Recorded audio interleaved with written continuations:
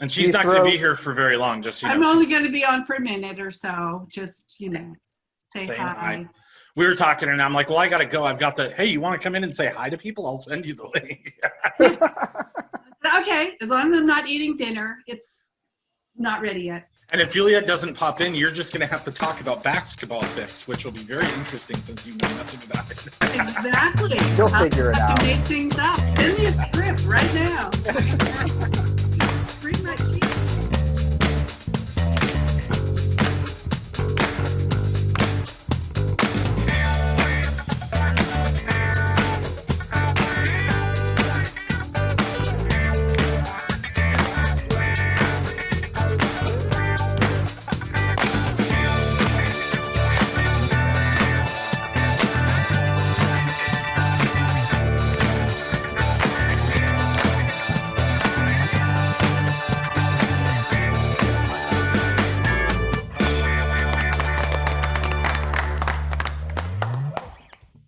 When I was rewatching it earlier, I was like, I vaguely, very basically only remember this. I'm like, okay, no, I do remember, I think that was my line.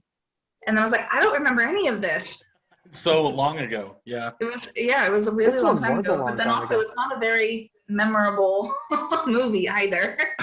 The story of how to patch a basketball using some Laffy Taffy and a band. Yeah, that short was awkward. The short is amazing. Measure of a man, huh? Whatever it is, I bet it's an exaggeration. Like, the short is amazing. The short is so much better than the movie, and I remember thinking that at the time, too. I can't wait for the Dukes of Hazzard to be invented. Me neither. And, like, the short and the movie are so alike in a lot of ways that it's kind of like the movie's a watered-down version of the short. Like, the short is like, this is so crazy, and whoa, look at this. And the movie's like, and here we go. Same type of thing, but, less intense and just kind of, right? Yeah. I don't know how to thank you. Then don't. Well, thank you. He said not to. Right, sorry. Thank you. I think they're similar in that they're both pretending to be something and they don't actually execute it in a correct way. I can't think of anything worse. She can't think of anything worse? Like anything? What about slicing your finger off with a can opener? That's everything that we do. Every single thing. That is a continual thread in these movies. It's like, you almost got there. You almost. You can tell what you want. Actually, you almost got 3 directions. You almost got to 3 directions. Hey, the hamburgers are burning. A bongy mark. Honestly, I watched it, and I enjoyed it. I actually enjoyed this one more than I have others. And I don't have to pretend to not be looking at your chest because you're looking at the stars.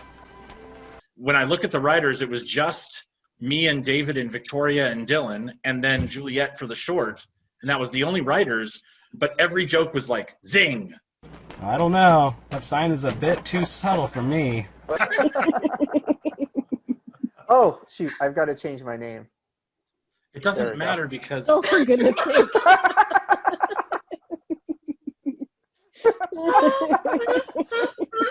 So this is the first. Okay, we're going here. So this we're in it. This is the first one where we. This is the first. Memory now. Oh, we'll have to explain. For those of you watching at home, Dan has changed his name to You're a Whore, Johnny. And I had a bit of... You suck, Johnny. Thanks for the vote of confidence. Any thanks around here come from me. By just knowing you let me in on something, you suck. And I never let a favor go unrewarded. This is the first one, and I wrote that joke where people are walking by. In my vision, like, he's supposed to be the good guy and the hero in the movie, and my vision was that the whole town hated him. What's that bent, Johnny? And insisted that we go, "You're a whore, Johnny," at some point. Like, he just insisted. He kept saying that. You suck, Johnny. You're a whore, Johnny. When we were here, before you guys got in, I'm wearing the same shirt as I did in the episode. You noticed. Scary. You're a whore, Johnny. It's my writing, so I will politely say, the plot for the live action of this episode is somewhat lacking. Vegas, there's some like a basketball championship tournament, And they left you here alone. Oh, why didn't you go? I don't like clowns. Ah. So Dan answers call on, and holds that up to his ear. But then it's like you're on a smartphone. It's almost like yeah, so I was like, oh, that's funny. I love that he answers that, and I'm like 90% sure that Jeff is just looking at Dan's ear on this call.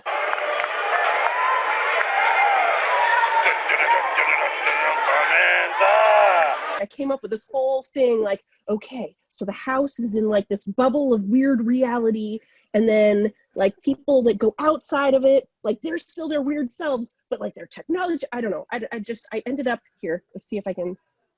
I was definitely this guy right here. You're still paying the check, right? I was at your guys' house, and David had a car seat sitting in the living room, just sitting there. And I'm like, whoa, that's weird. Okay, let's use that because that's weird.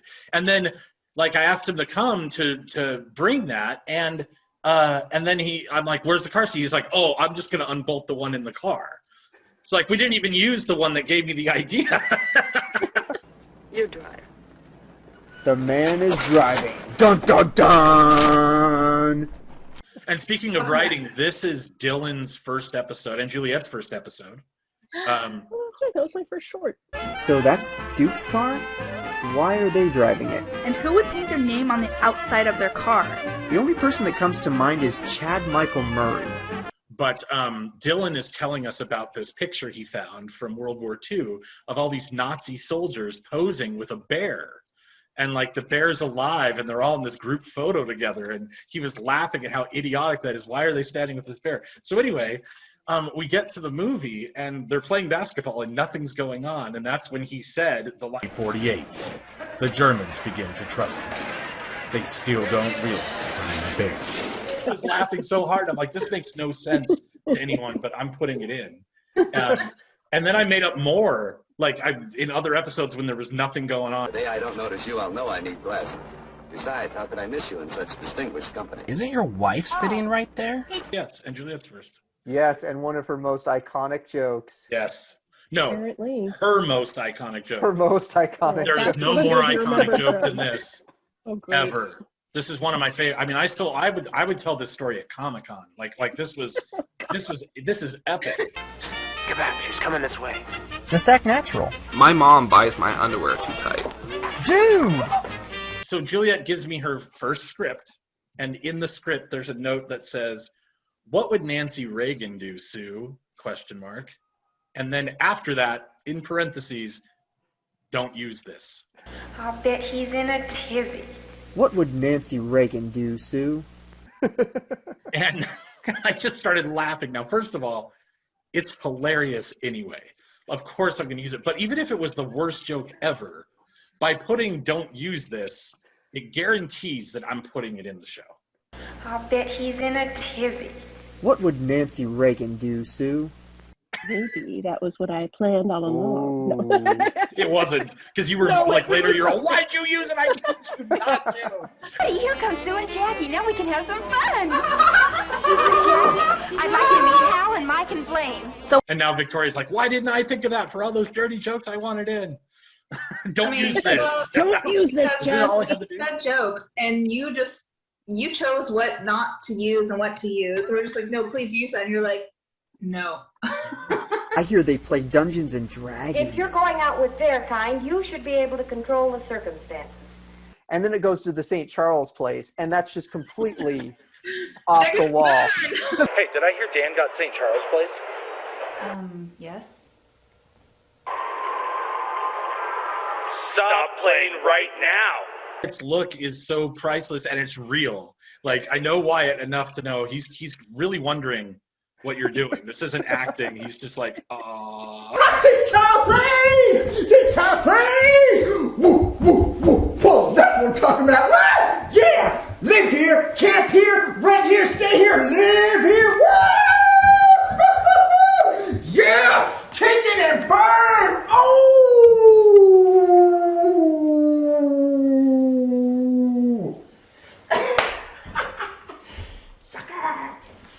That should be there have been interesting. some things in the show where Dan has come to me and said, "So was Tony on this one?" And I'm like, "No, dude, he was the first two. That's it." He's like, "Did Tony write this?" Like, no.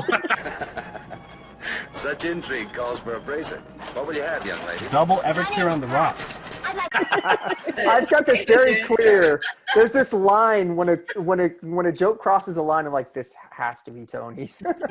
Any of you guys know a good dentist to get this whistling wedged?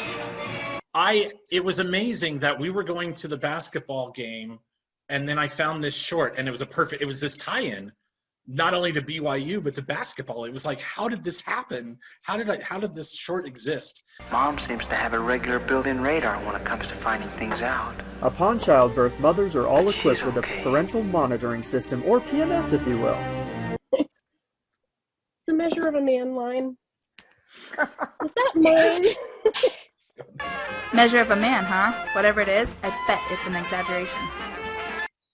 Oh God, I think that was an exaggeration. That was great. It's pretty cool that they're showcasing classic cars. I love classic cars. I think it's just a coincidence. This film was made in 1962. Wait, you mean they meant to just have an agonizingly long driving scene? Pretty much. Victoria is killing it in this section.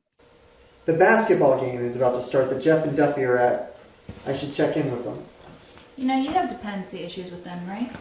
You know you have dependency issues with them, right? And just the way that you delivered them, it was just, I don't know. It was beautiful. Excuse me, please. I'll be back in a minute. I've got to go call my mom. It's not funny if that's really what he's going to do. This is why it's first mentioned of Minnesota. Yes. I knew that Minnesota was full of iron ore. I always thought they had funny accents, and they always produced inadequate baseball teams. Did you just watch the same movie we just did? So in this one, it was the first one. We had the Minnesota State Fair. We were ready to go. And then we found this BYU short. And it was like, how can we not use it? We have to use it. So we cut it. But I didn't cut Wyatt's line. And this time it was an accident. So he's like, oh, Minnesota. And you're like, did you just watch the same short? But going forward, whenever we cut it, I was like, I'm just glad there was finally a movie about Minnesota. My fan theory is that he's absolutely seeing something completely different from everybody else. Like he's definitely, like, I don't know how, it's like he's on a weird different brain wave with the channel. It's the glasses. They filter. Oh. Yeah. I thought that just with him in person. Said a lot of things. But I want to dress as Yogi Bear and... Okay, gotta run. Good night. And then the other part I love about this was you trying to rope Mr. Triona into your world because you're bored, and him just flat out just dismissing you as much as like possibly can. Why didn't you come by? I've got Monopoly. Yeah, wow. No. Yeah, Duke. Hi, Mom. Duke says hi.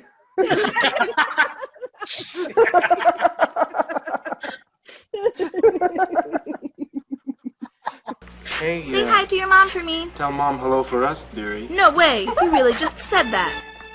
Hey, Mom. Duke says hi. I remember commenting on this, but it's so awkward. Hey, Mike. Remember that time you said nobody makes Mike do anything he doesn't want to do? Yeah, good times.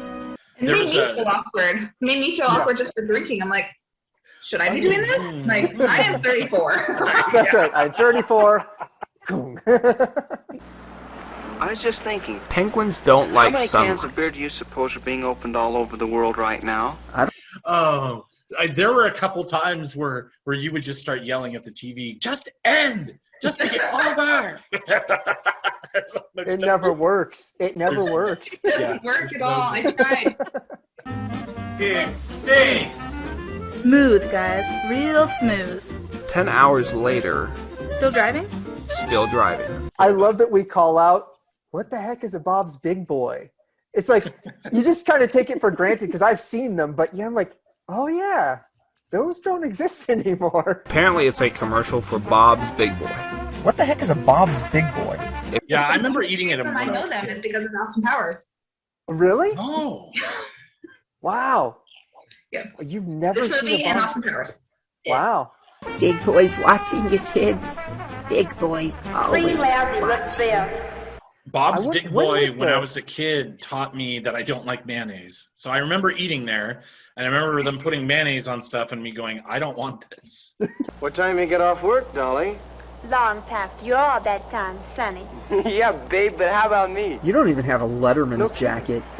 There's a picture. I will ask my aunt of me as a kid in front of the Bob's Big Boy. I'll see if I can find that for you. I'm pretty sure I'm pretty sure my mom had one too. Yeah.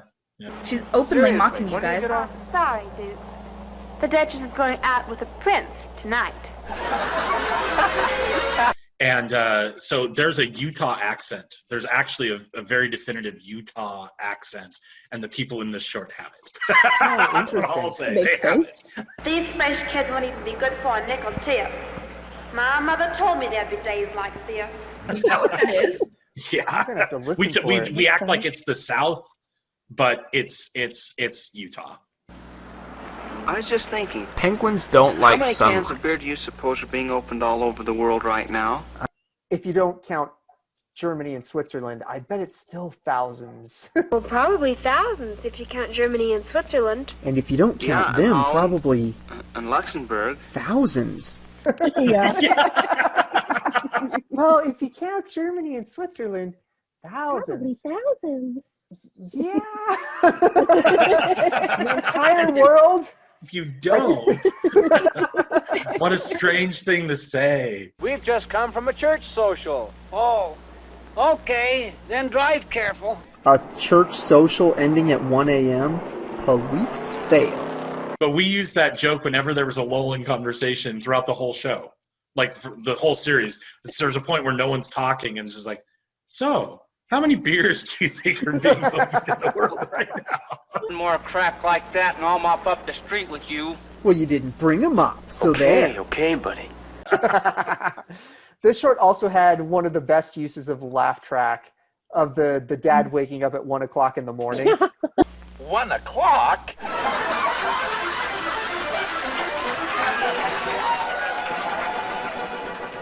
It was perfectly set up for that. Yep. Absolutely a sitcom moment. As a matter of fact, whoever put this film together probably watched our version and was like, thank you for doing that.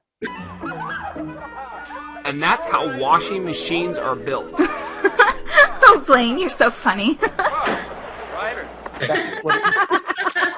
We should track down Blaine. The guys who like Blaine, we should find him and dude, have you seen this? Yeah. Are you serious? I don't have that kind of money. Do you have that kind of money, Mike? Actually, I did, but I gave it to a hobo. No one ever mentioned the Channel 62 app ever again. That's right. But And that's someone's going to at some point like trademark Sunophono, whatever we called the phone app. Sunny Phono. Sunny Phono, that's right. Any plans yet for college? No, none in particular. Maybe getting a third locker. 2 is really cramping my style. Yeah, Matthew did that, and like I remember him saying like maybe he asked me, maybe he didn't, but it wasn't my idea at all, like not even remotely. And I remember looking at it and just busting it up. Slowly but surely, through all the few days and hours we've been together. All 3 hours we've been together. Liked this movie. Like I actually enjoyed this movie. I don't think I enjoyed it when we were doing the show, but so I'm deteriorating. My tastes are going even worse. I won't be difficult. I'm pricing. Beg your pardon? I was born under the fish. I'm sorry you're a lunatic.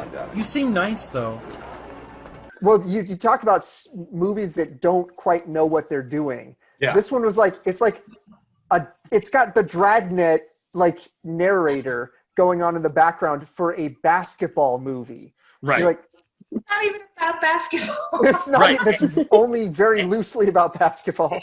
So far, none of this has anything to do with There's basketball. always enough spare time during this. Jed could let some of that Nat Becker polish rub off on Johnny. And everything he's talking, and we say that everything he's talking about is just nothing. And then we walked to the park, and then we went over to the street, and you're like, "Why are you here, narrator? Like what?" We had saved a seat for Pat. The seat was blue and made of plastic. I sat my drink on the seat. The drink was an apple juice. Mickey was drinking a lemonade.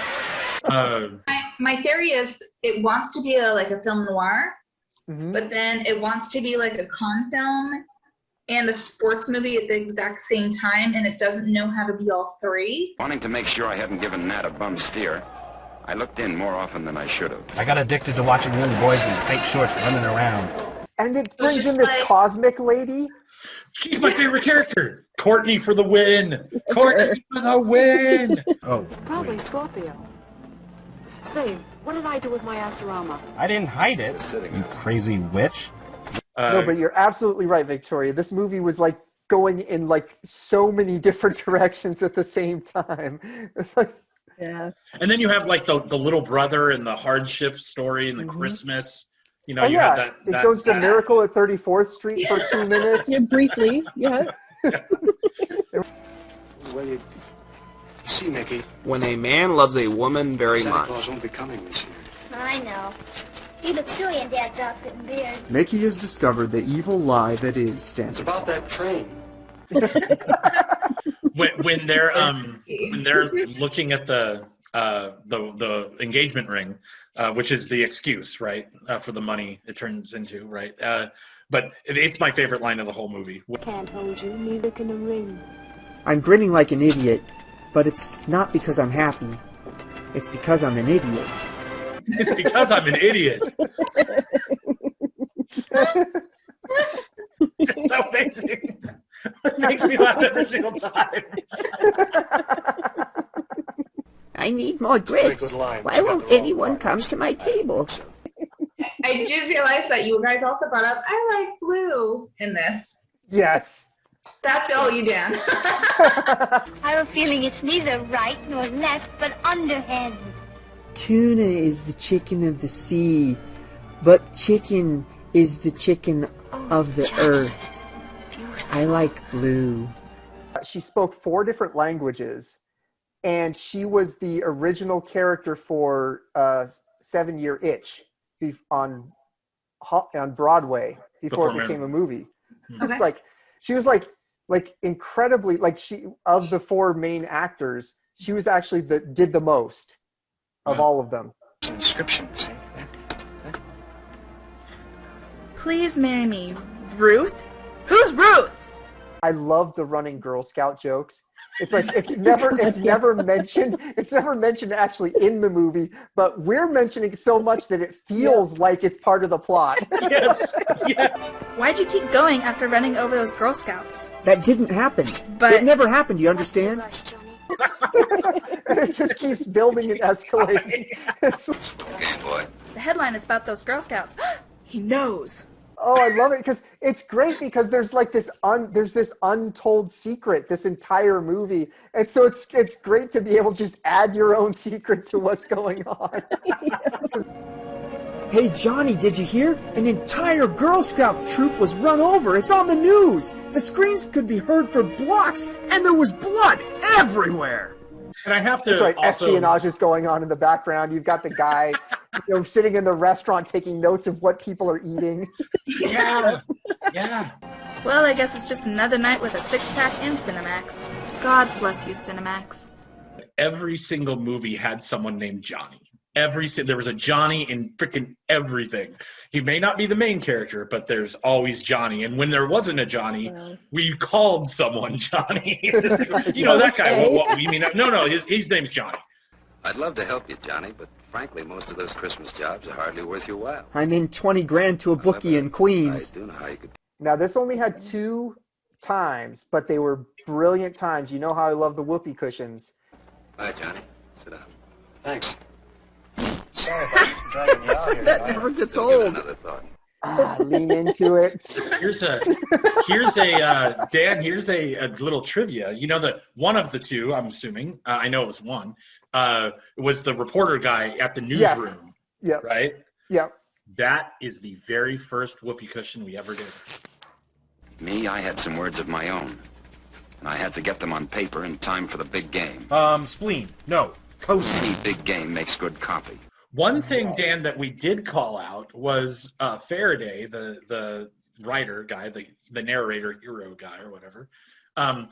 Johnny drops him off at the train station or whatever to leave, and he turns and says, well, I'm glad you snatched that girl up, or I would have asked her out myself, or whatever. You remember that? Mingle with the elite. I just wanted to make sure you wouldn't go hi-hat on us and not enter college this fall. And if I pick up on underage girls while I'm here, so be it. No, there's a whole scene where he kind of hits on Pat. And you know, in some ways, I wish I were in his shoes. Oh, don't go there, movie.